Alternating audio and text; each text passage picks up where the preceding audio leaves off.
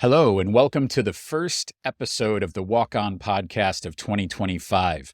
We're going to do something a little bit different, and I'm not just starting with the post-holiday beard. That's not the main difference. The main difference is we are going to give an update on sort of my journey along this podcast process, and also dive into some of the episodes from the first two seasons. We've completed two at this point.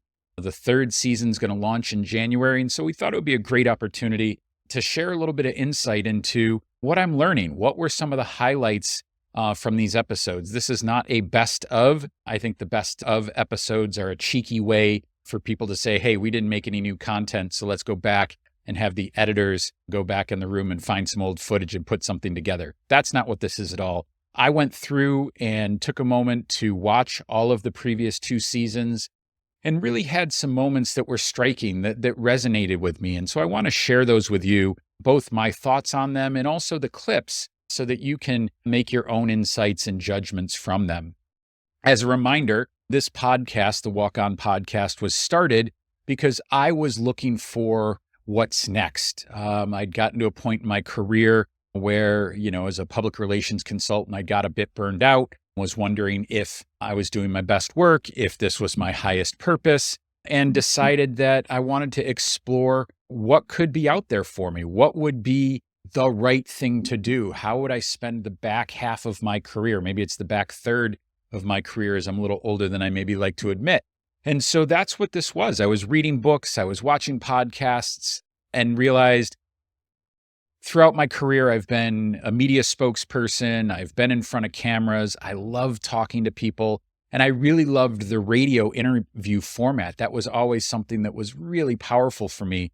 And what I realized is podcasts are similar and they provide a great tool. And so I decided I'd start a podcast, and some brave friends and colleagues and strangers jumped on, and we had some really interesting conversations. So that's what today is about. Again, season 3 will drop in January. I've got some exciting guests. If you follow along on our social media platforms, you've seen some Easter eggs of some things to come, but we're hard at work putting those episodes together, and we'll be dropping some in the middle of January. So let's stop there for a second and really begin to reflect. So as I think about these episodes and listen to them and watch them, the first thing that came to mind was none of the big questions that I'm pondering are unique to me. And right? If you go on Amazon or you go to a bookstore or you look at the podcast section, self-help is massive. It's one of the biggest areas. And, finding your purpose, finding your passion is one of those key early topics. What I came to realize, though, is even people who are living what I would assume is their dream job or they're filled with purpose, they've grappled with these questions. What's next? Am I capable? Am I qualified? How do I get there from here, wherever there is, whatever that future looks like? How do I get there? What are the steps I take? What impact does that have on my life if I do those things?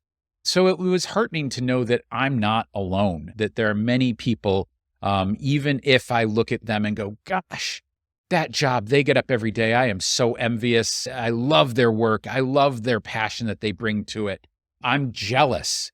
Well, grass is always greener, right? Because that may be something that they love to do, but they are realizing that they're challenging themselves. They have challenges. And so it was really heartening to come to that realization. The other thing that was clear is at some point, as they were searching, looking, wondering, they all took a leap, and it was rooted in faith in them, faith in an outcome, hope, commitment, but also clarity that they could do this, that the risk was worth it. And in one of the early episodes with my brother, I use a PG version, but as an entrepreneur, I use the metaphor at some point you sort of got to grab your stuff and jump into the river and trust that you can swim or, find your footing in that fast moving water. And so they all took a leap, whether it was forced upon them or whether they just decided it was the right moment, they took a leap. The third thing that I really came away with, which again, none of this is rocket science and really isn't surprising to me, but it was a great, healthy reminder, is that it takes hard work to succeed.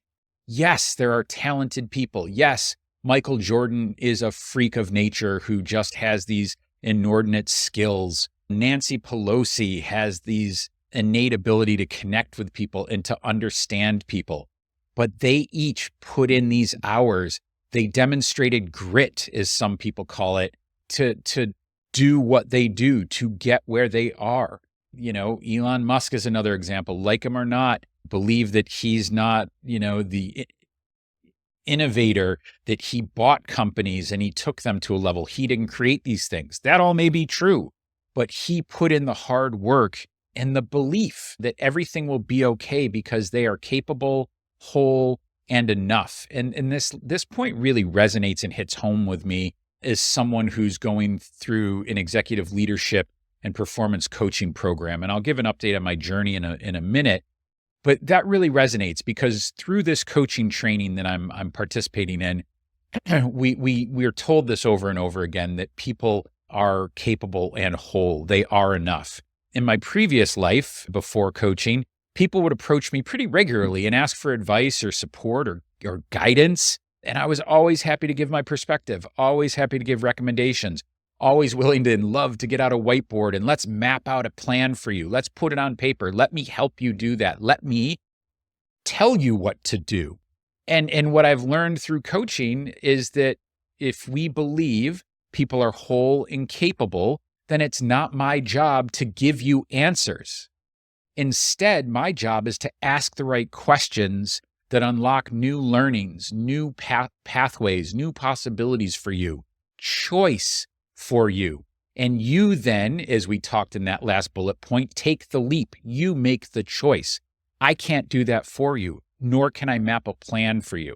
I can be a sounding board. I can ask questions. And that is the role of a good coach, of a good mentor, of a good executive leader, of a good boss. And so, I really, really found through these conversations that shone through in those moments, that these were people who knew that they were enough, they were capable, and that they would figure it out and they would get there through hard work.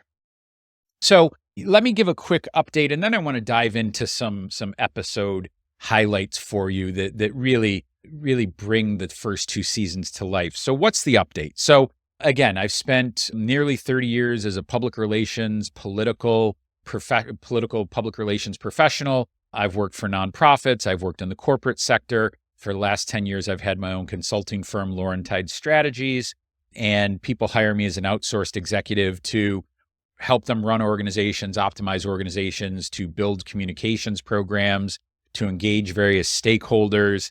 I was a media spokesperson for Walmart, so every Black Friday, I would be at a store in Atlanta on CNN, Good Morning America, doing local news, promoting the store. So that's the world I've lived for 30 years, and I continue to do it. I enjoy it. I have some consistent long-term clients that, again, I'm an outsourced executive for. I pick up project work. I'm invigorated and excited about something that I'm working on here in the Finger Lakes for later this year to help drive some thought leadership in the place that I call home up in the Finger Lakes. So none of that changes.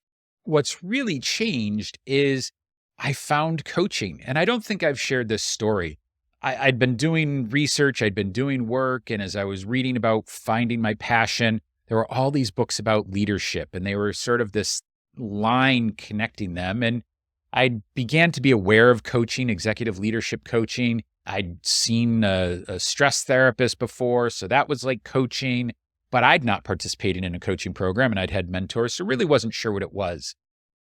Then randomly at a holiday party last year, I had just been elected to city council, and a new colleague of mine was asking me for my perspective on grit, and he was taking notes, and we had this conversation, and I realized he was in a coaching program. And he said, "Hey, why aren't you a coach?" And it was really just this like instant light went off. And I was like, why am I not a coach? I give advice. I have sound thoughts. I have experience in a range of nonprofits and the world's largest corporation. And I've owned my own business. Wow, I could provide perspective. And then it hit me though, I have no idea what coaching means. I have no idea what that entails. So I began to research it and read a lot of different books, read a lot of different authors, watched a lot of podcasts, and then began to look at programs and was choosing between a couple programs and ultimately chose Brown University. They've got a great ACT program. It's their leadership program. It is certified under the International Coaching Federation, which is the gold standard. And so when you finish this program, you're on the pathway to sit for the exam for that certification. And I am almost done. I'm actively coaching as part of that. I'm sort of in what you would call a residency phase, but I'm actively coaching clients. I absolutely love it. It is hard work. It is challenging work, but gosh, I love my clients. I love the conversations we have.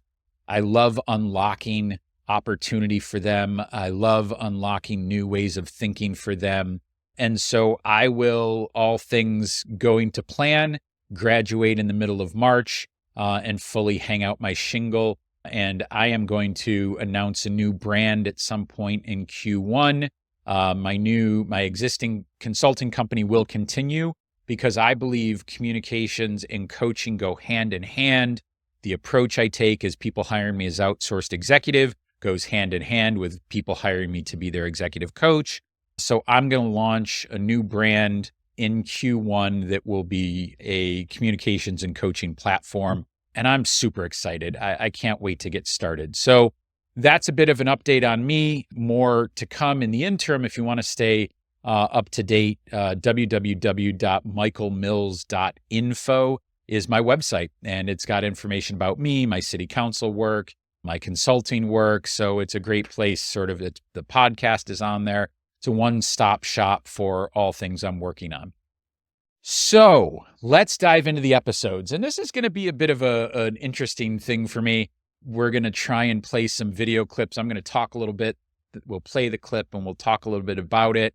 So we'll see how that goes. But hopefully you'll get my perspective on it. And then you'll hear the clip that we associated with it. So let's start with season 1, episode 1. I brought on my brother, James Mills. Easy guest. He was easy to get. I owed him a favor, or he owed me a favor or two. So it was an easy get. Kidding. He's a really accomplished salesperson.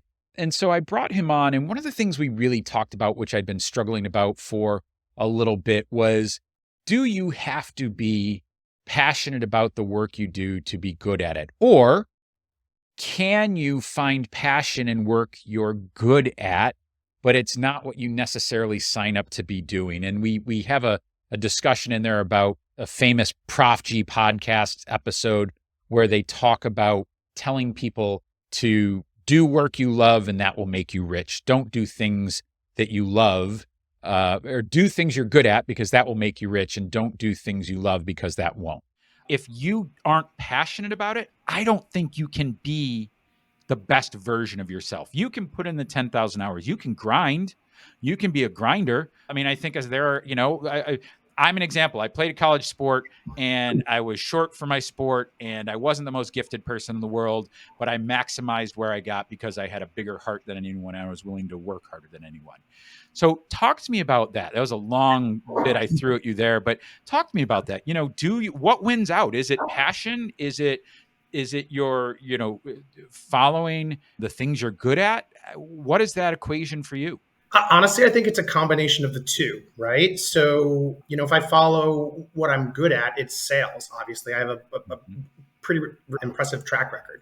But I think you need to be passionate about what you're selling, if that makes sense. There was a period where I had an opportunity to work in a 1099 for a medical marijuana company. And for some reason, I just couldn't get passionate about it. And the results showed. And I left. I couldn't do something I wasn't super passionate about. I think it's very commendable and I think it's very noble, but it just wasn't something that made me get up every day and say, I want to do this, right? Yep. Pharmaceuticals did. Were there times when I had products that weren't maybe the best in class or weren't going to be world changers? Of course. But when I did really well, it was the drugs that I believed in and those things that I truly, truly thought would help people. And that's kind of what led me to real estate, because everyone needs someplace to live, right? And so being able to find people the place that's their dream really gets me up every morning, gets me excited. So here's my take on this, and you've seen the clip. I think you have to love your work to be productive, to feel fulfilled. You can be good at work, but not be fulfilled. And so I am a believer that riches come to you when you do what you love, whether that's financial riches, whether that's the riches of in my case, coaching and helping clients or consulting on a communications perspective. I am enriched by doing work that provides value. So let's go to the next big clip here, which is season 1, episode 2. We had my friend Craig Allen Eck on. Craig is a talented musician, now a talented professional in the production space, particularly with music tours. Craig had a couple things that really stood out for me. In this world, which now it feels like it's a post-corporate DEI world, but in the early 2020s, there was this reckoning and discussion of equity and inclusion. And one of the big topics, which really gained a lot of traction, was if I don't see myself represented on a stage or on a screen, how do I know what's possible? And so here's a clip with Craig talking about how seeing things come to life for him changed his life. One thing too, kind of touching on the John Mayer thing, I actually knew John a little bit back in Atlanta, back in 98. I went to high school with a guy named Clay Cook, they were in a band called Lo-Fi Masters together. And honestly, I kind of blame John for sort of my drive a little bit, because, we were all hanging out and, hearing them kind of work on songs, and then then seeing that song on VH1 and stuff, it was whoa, it made it tangible. It made it so possible and tangible that it was somebody I connect with and hang out with is now achieved the next tier, where it always seemed to be this mysterious, I think when we're young and we're music fans, we go to concerts, we just think that distance between the stage and the crowd is so far. And when you have someone kind of break that, you're like, whoa, we can do that. That's possible. Yeah. So I blame him a lot. They go from fantasies to dreams, right? They go from fantasies to dreams. Yeah, it's just oh my gosh, this is obtainable. And that was eye-opening. And that was what really fueled a lot of my drive. And so what that really means for me is dreams are dreams. Dreams are all about possibility. But it is when you see somebody else doing that it's not just ether. It's not just a conceit that's possible. It says, hey, if that person can do it, I am capable, I am whole, I can do that too, and here's how I would do it.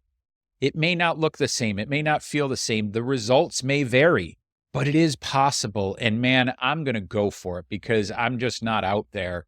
One of the things I'll share why this really resonates for me is my dad was a dreamer. He was a teacher, a coach.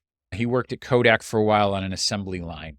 He was really kind of artistic, and he would go and he would make arts and crafts, and he bought table saws, and he would build yard art, and he would go to these, occasionally he took a chance and would go to these, arts and crafts fairs, and he just never really did well. And he had these dreams that for him were not rooted in a sense of wholeness and capableness.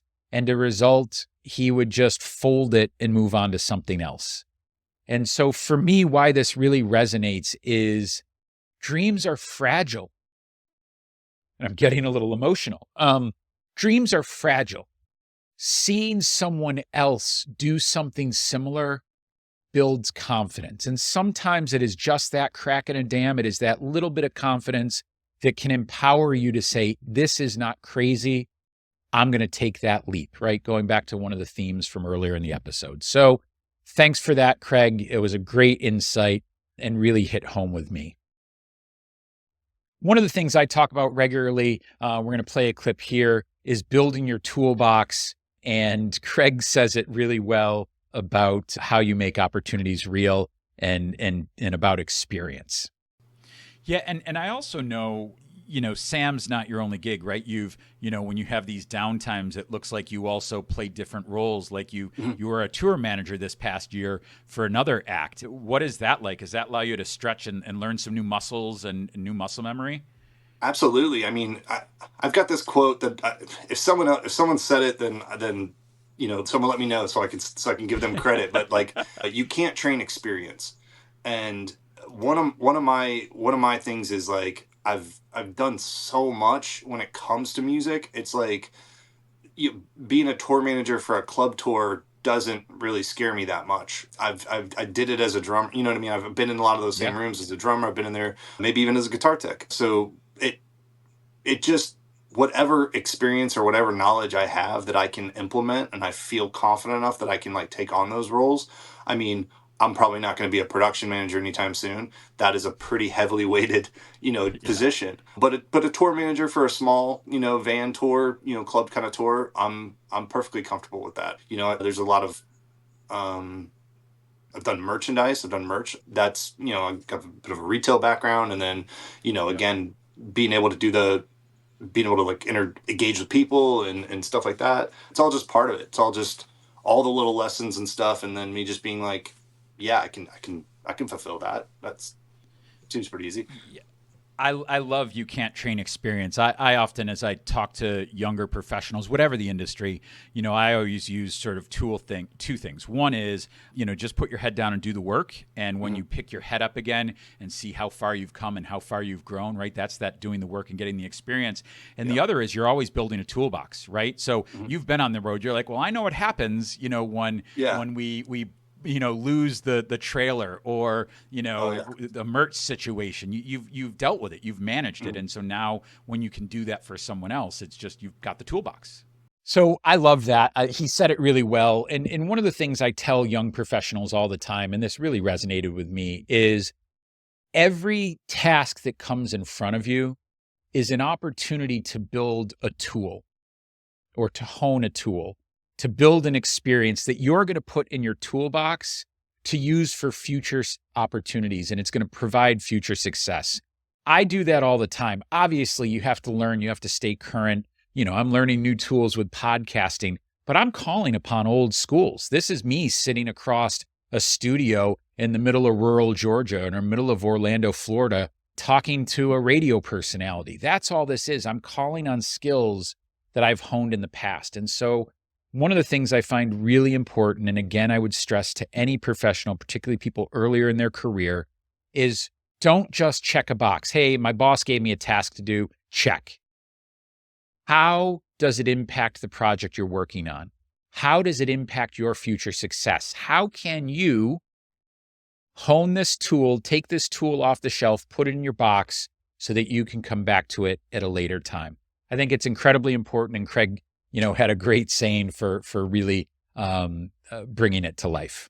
One more from Craig.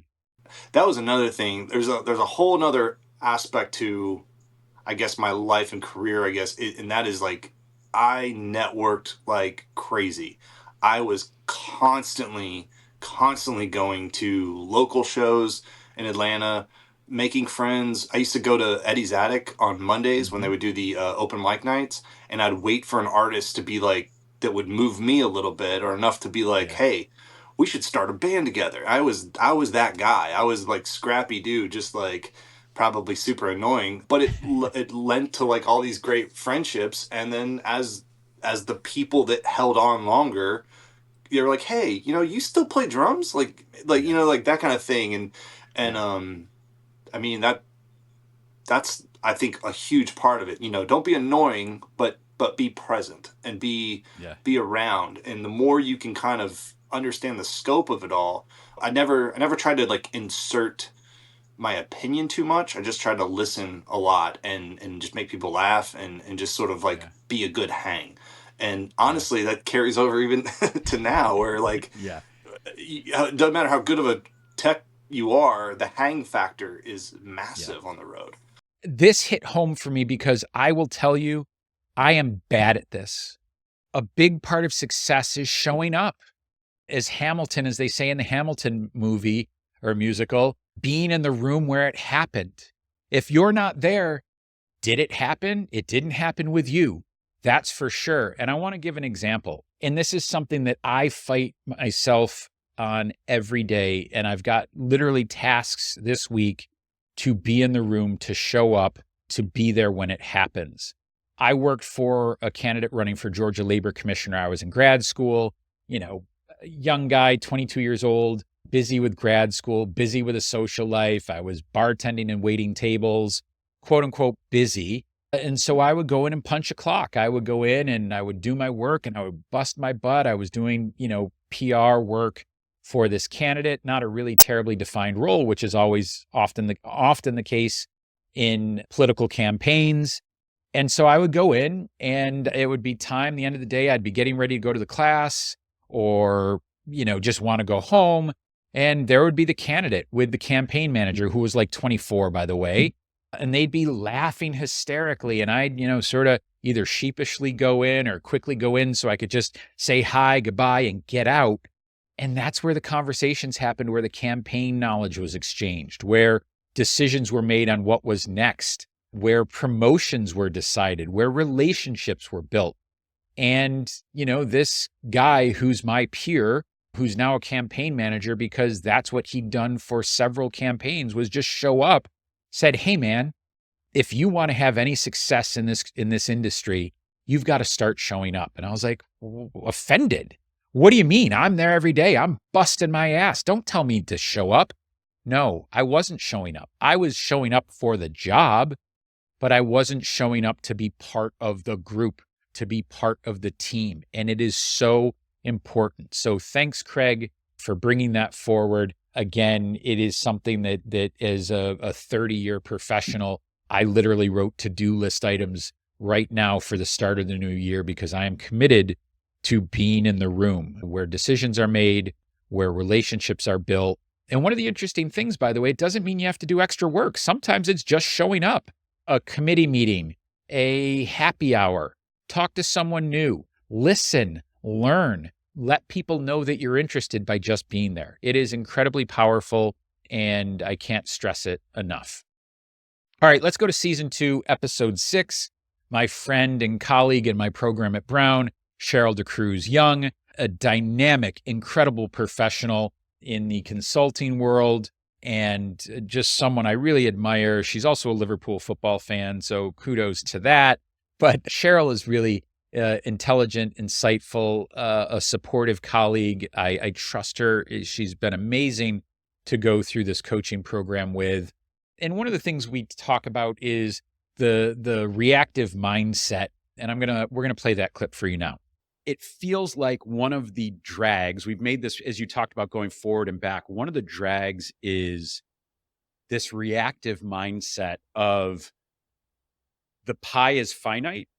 And so if you're giving a seat at the table to someone else, you're removing me from that table, or my share of the pie gets smaller. And I think that is an understandable reaction. Look, I'm a 50-year-old white man that, 10 years ago, if I applied for jobs, I'd get interviews 75% of the time if I was qualified. Now I get 2%, right? It's just, and I understand it and I get those dynamics, but I think you do have this sense of the world is changing. I can't keep up. I don't understand it. I'm being left behind. I'm having taken away from. And I think that is a reactive mindset that is natural in some degree, but it is a big drag on progress. And I'm curious if you agree or not, and what you think we can do to kind of overcome that. I think it is a scarcity mindset. And I think you've coined it really well. It is because people are in that reactive state. So I think we all have to help. And I don't want to get political as well. I think, but that's also informative at this current point in time. Yep. So that also leads to optimism in terms of progress and where we are. Yes. And I think both sides would probably say that theirs is not the scarcity mindset, right? I think genuinely they would both say it. But how do we together drive change and together achieve? I would go to some fundamentals. And they are, we need everybody in the workplace because we have a declining birth rate globally. Yes. And it's the first time in the US that we're reaching some pretty important demographic changes. Then, so we need everybody. I would say if we just take it to North America, from a competitive perspective, it's vital that we need everybody in the working age to support the growth and the competitiveness of the USA. And if we look back, and this was why, you know, my husband and I, he's an entrepreneur. He has thrived and flourished here. And the reason is because of the entrepreneurial mindset that we've always had in the USA. Yes. And the immigrant flow that have then supported the changes. So I think, again, it's an optimist view, but I do think if we intentionally work on policies that don't disenfranchise certain groups, really listen. So part of our coaching is to listen at the level 3, right? Yes. Politicians have to do that. We mustn't disenfranchise any group. We've got to listen because everybody's needs are really important, equally important. Yeah. But we are operating in a multicultural society more than ever. And so the structure needs to evolve. So I think that's really insightful. And I want to use the current state of American politics to make this point further. But more than that, it's about building relationships and work in the community. We do, again, feel like there is a large part of our society that feels like America is a finite pie. And if you get something, whether you're an immigrant coming to this country, whether you are a colleague who got a promotion, whether you got an extra day off, it is a slight. It is a scruff on my nose. You got something that I didn't. It is a reactive mindset. It is this sense of there's not enough to go around, instead of seeing what is the opportunity in America. And as a result of that, one of the things I think we're all a little sensitive, we're all a little scruffy and scratchy. And so we're not willing to listen. We're not willing to give space and grace. And so we automatically come to conversations, whether it's at work, social media, politics, from this defensiveness. My fists are up. You're going to tell me something and it's going to mean I'm wrong. Let's try this year and take a step back and really listen and walk into that conversation going, this person brings something to that conversation. This person has something to offer me that I don't know what it is, and I'm going to listen and learn. I'm not going to dismiss them. And I will share, as you probably know, I'm a Democratic elected official. This is one of my big calls for Democrats this year who got their teeth kicked in nationally in the election. It is a disservice and a continued jeopardy to dismiss people who do not go to Ivy League schools, who do not work in, a law firm. Maybe they work in a farm. Maybe they work at Walmart. Maybe they live in the Finger Lakes, New York. Maybe they live in Nebraska. They're Americans like us. They bring so much to the table. We all bring something to the table. We all have something to learn from each other. And so dismissing people because they're in flyover country or they don't bring electoral votes like California or New York is a detriment to people. It is a detriment to America, and it is a recipe for continued disaster for the Democratic Party. So I'll get off my soapbox a little bit, and this podcast isn't about politics, but it's a bit free-ranging. That's what happens when you give me a microphone and a camera and the ability to talk about whatever I want. But in all seriousness, I'm committed this year to listening more and really digging in and trying to understand people and where they come from and what makes them happy, what scares them. Because I'm going to tell you more often than not, what scares them, what scares each other, what makes people happy is the same. I was reminded, I just took over the holidays. It's a long story that I will not bore you with, even though I have all the time in the world with the podcast. But in 36-hour window, my toddler son and I drove 18 hours round trip to see my mom. We drove down to Virginia. And so we went from New York to Virginia, and we drove through Maryland and West Virginia and, Virginia, Pennsylvania. And there is amazing homogeneity among what you experience. The gas stations are the same. The jobs are the same. People are the same. I marveled at the differences. I marveled at how stunning. I live in a great place. The Finger Lakes, New York is a stunning place. But man, Virginia, you are a special, gorgeous countryside. And so there is uniqueness everywhere, which is what makes us special. But I believe as Americans, no matter how big this country is, hundreds of millions of people, from coast to coast, north to south, it is incredibly diverse, but we are all the same. We all want the same thing. And I'm committed to listening more and not judging as much and trying to find commonality so that we can all move forward together. All right, let's do one more. So season 2, episode 3, Whitney Marshall, also an executive leadership coach, a dear friend. I respect her immensely. We worked a lot together as corporate philanthropy types. And we're going to play a clip here where she talks about being downsized and what that meant. I don't know if you haven't been let go before, there are many different terms for that now. I've been in that position as well. It is deeply personal, and shame is a powerful word, but that's true, right? It is this sense of what did I do wrong and why me and how could you? And you go through the stages of grief, right? And it really is, it's hard to see what's next when you're in that sort of pit of despair and sadness and anger and loneliness. But I know you dug out and you turned. And so, but I just wanted to stop for a second and particularly for folks who are listening to acknowledge them if they've been in that position before, because you're not alone. Yes. Really talented people this happens to all the time. Yes, thank you for echoing that, because I Yeah. think that it's something that we don't talk enough about, quite frankly. And what I really wanted to do, and quite frankly, what I did for months, was hide. I just needed to cocoon. And my job for 20 years had been being out in the community. There was this blurred line between my identity and then the firm, my role at the firm.